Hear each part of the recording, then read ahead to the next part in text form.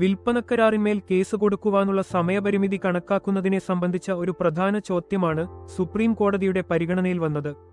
കരാറിന്റെ കാലാവധി നിശ്ചയിക്കുന്ന ഉപാധിക്ക് കരാർ നടപ്പാക്കുന്നതിന് ഹർജി സമർപ്പിക്കുന്നതിനുള്ള സമയപരിമിതി തീരുമാനിക്കുന്നതിൽ പ്രസക്തിയുണ്ടോ എന്നതായിരുന്നു കോടതി പരിഗണിച്ച വിഷയം.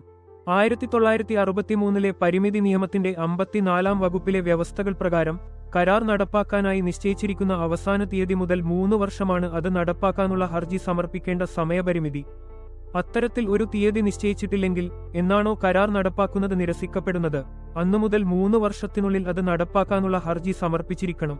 കരാർ കാലാവധി നീട്ടുന്നതിനുള്ള ഉപാധി പറഞ്ഞിട്ടുണ്ടെങ്കിൽ പോലും കരാർ നടപ്പാക്കുന്നതിന് ഒരു തീയതി നിശ്ചയിച്ചിട്ടുണ്ടെങ്കിൽ ആ തീയതി മുതലുള്ള 3 വർഷമാണ് ആ കരാറിന്മേൽ കേസ് കൊടുക്കുവാനുള്ള സമയപരിമിതി എന്ന് പറയുന്നത്. കോടതിയുടെ പരിഗണനയിൽ വന്ന കേസിൽ 1989 ഡിസംബർ 17 എഴുതപ്പെട്ട കരാറിൽ പ്രസ്തുത തീയതി മുതലുള്ള ഒരു മാസത്തിനുള്ളിൽ വിൽപ്പന നടത്തണമെന്നതായിരുന്നു തീരുമാനിക്കപ്പെട്ടിരുന്നത്. കോടതി വിധിപ്രകാരം 1990 ജനുവരി 16 ഒരു മാസം എന്ന കാലാവധി കഴിയും. അന്നു മുതൽ 3 വർഷം എന്ന സമയപരിമിതി 1993 ജനുവരി 16 അവസാനിക്കും.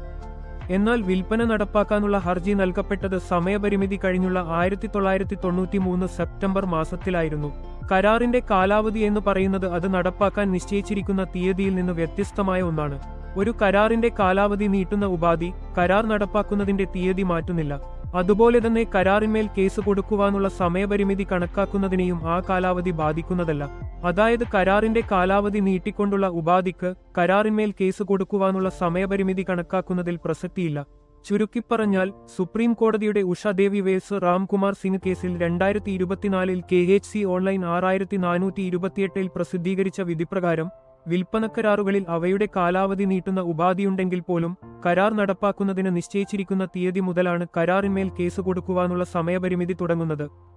ഈ വീഡിയോ ഉപകാരപ്രദമാണെന്ന് തോന്നിയാൽ ദയവായി ലൈക്ക് ചെയ്യുകയും മറ്റുള്ളവരുമായി പങ്കിടുകയും ഇതുപോലുള്ള കൂടുതൽ നിയമപരമായ വിവരങ്ങൾക്ക് ഞങ്ങളുടെ ചാനൽ സബ്സ്ക്രൈബും ചെയ്യുക.